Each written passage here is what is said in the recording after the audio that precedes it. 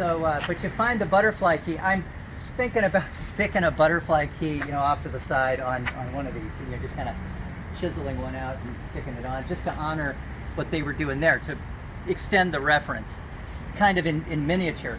But the idea here is to create a relevant piece of architectural detail in the not only the style of the house, but referencing back to the Tudor style that influenced this.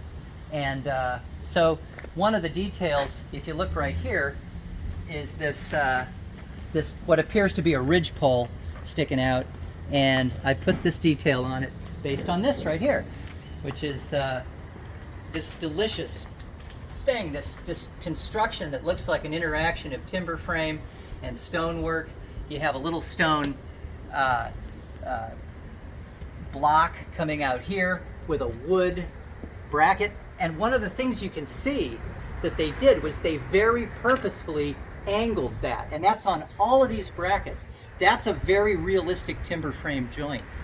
And whether this is providing actual structural support is possibly open for debate, but it certainly has the appearance of a completely practical load-bearing structural joint.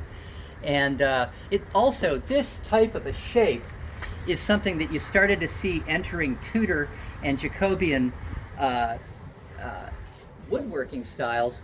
And most everything was timber frame. Most of the architecture of late medieval on into late medieval, on into then neoclassic kind of came back in. Medieval kind of came back in the arts and crafts period after the collapse of High Victorian, because nobody could afford to do it. So the arts and crafts style started picking up on these kinds of things again.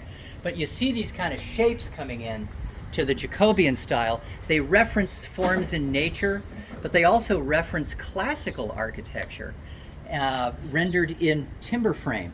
And